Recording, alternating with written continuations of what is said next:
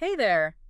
Ever feel like everyone's giving birth advice, but no one's getting real about what it actually involves? Right. Like the nitty-gritty details. Yeah.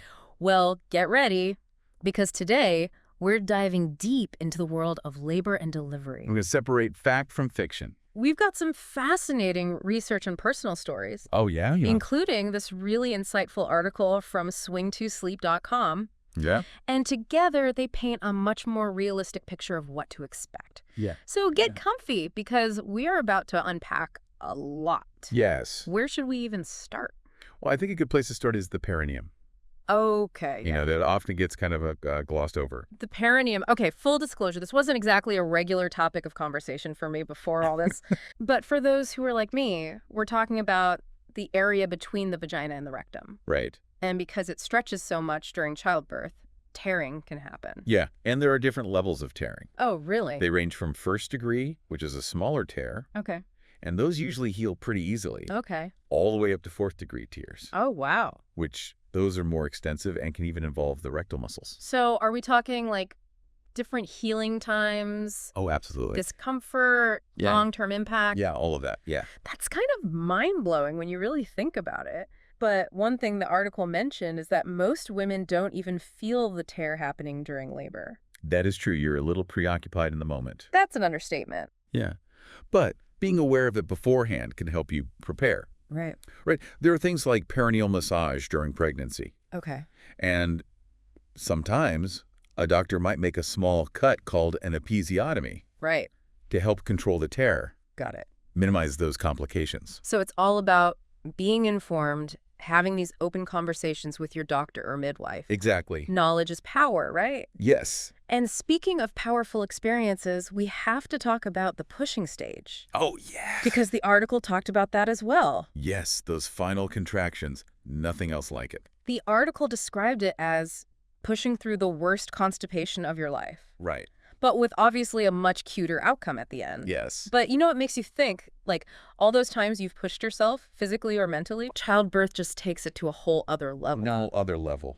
And that kind of leads us to another practical aspect that's often talked about, enemas, Yes, enema. before labor. Right. Okay, so not the most glamorous topic, Oh. but important. But important. Yeah, I mean, it might seem uncomfortable, Yeah, but the goal is to make sure everything's cleared out right. and prevent, Accidents. yeah, let's say unplanned events during those intense contractions. Okay, because as if those contractions weren't intense enough already, Exactly. it's about minimizing distractions and potential complications. Right. You think you know about childbirth, and then you go down this rabbit hole of information, and it's like, whoa, okay. That's a lot. So much to learn. Speaking of which, can we talk about that whole 9 months in, 9 months out thing? Oh, yeah. Because this article touches on that too. Absolutely. The idea that it takes 9 months to grow the baby and then another 9 for your body to like fully bounce back. Right. 9 months, that's a long time. That's a long time.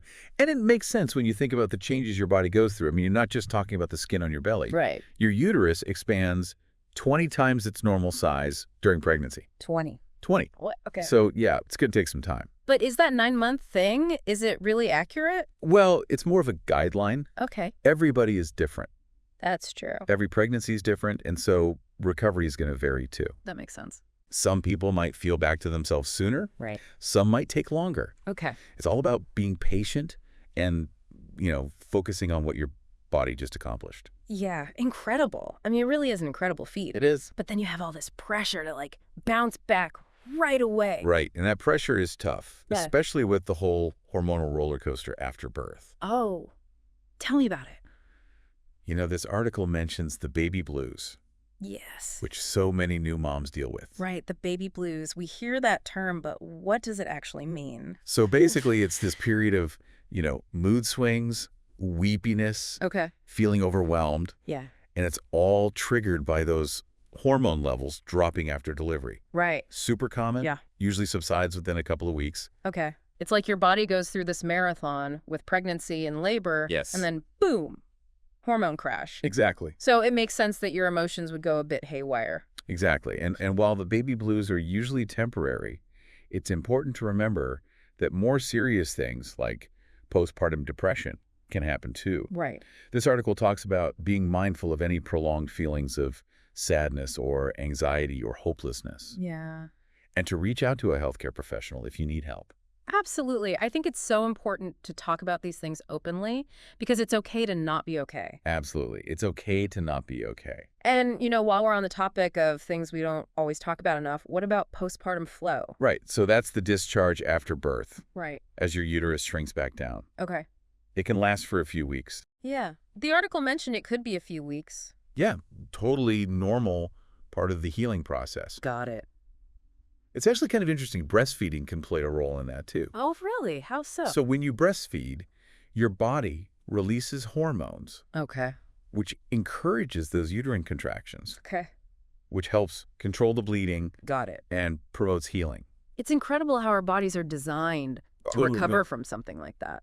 It's pretty amazing. Right. And speaking of amazing design, we got to talk about the pelvic floor Yes. because that area goes through a lot during labor and delivery. For sure. And this article does a great job of talking about postnatal exercises Right. to strengthen those muscles. Yes, pelvic floor exercises. I'll admit, before this whole deep dive, I thought those were more about just like getting back in shape, like aesthetically. Yeah, well, they definitely contribute to that. Sure. But it's so much more than that. Okay. So those pelvic floor muscles support your bladder, Right. your uterus, your rectum, Okay.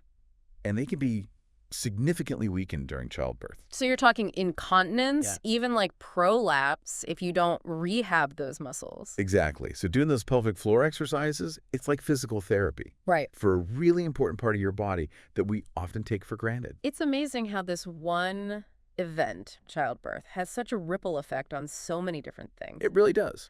And it makes you realize that recovery isn't just about the number on the scale. It's physical and mental and emotional. Exactly.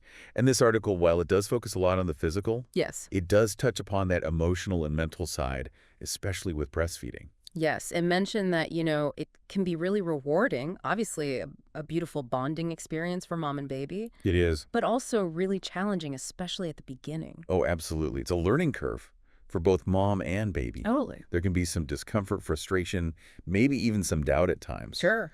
But the article really emphasizes that with patience and support, and honestly, a little trial and error, Right. most women can overcome those initial hurdles. I love that. It's all about being prepared for those ups and downs, being okay to ask for help, Yes. and celebrating those victories along the way. Yes. Love that. And speaking of celebrating, let's not forget that amidst all of this talk about the recovery, Yes. there's this incredible new human being. That's right. To welcome into the world. It's easy to get kind of, Yeah. so focused on those physical and emotional changes we go through postpartum that we forget to appreciate the miracle of it all. Absolutely. I mean, bringing new life into the world is amazing. It's such a special time. Totally. And speaking of new life, there was one more thing in this article that I thought was interesting. Okay. It talked about how Swing to Sleep, the company behind this article, Right. uses it to market their specific baby cradle Oh, right. because they're saying, it mimics the womb, Right. which can help babies sleep better, Interesting. which is a clever marketing strategy, right? It is. Because they're connecting these challenges to a Yeah. product that's supposed to make those early days easier. Right. And on the one hand, if something can soothe a baby, give parents a break, that's great. Yeah. But then it also makes you wonder, are we creating anxiety around things that are just naturally hard? That's a good point. Yeah, Yeah, it's like parenting is all about finding that balance, right? Right. Between supporting your kids, trusting your gut. It is, and maybe that's why I found this whole deep dive so interesting. Yeah. Because it's about going beyond that surface level, really understanding the complexity of this whole experience. Yes, Yeah. absolutely. And realizing that there's no one right way to do it. Exactly. Every birth story, every recovery is different, and that's okay. So for anyone listening who's preparing for childbirth, going through it now, Yeah. or even just thinking back on their own experiences, just remember, you're not alone. You're not alone. You are strong, capable. You deserve all the support. All the support and self-compassion. Yeah, self-compassion. And honestly, don't underestimate connecting with others who get it. That's so true. Your partner, your family, a Yeah. support group. Yeah, Sharing your experience can make all the difference. I love that. That is a great point to end on. Connection, support, Yeah. embracing this kind of wild, messy, Yeah, but ultimately incredibly rewarding world of parenthood. it is. So thanks for diving deep with us today, everyone. Yes, thank you. Until next time.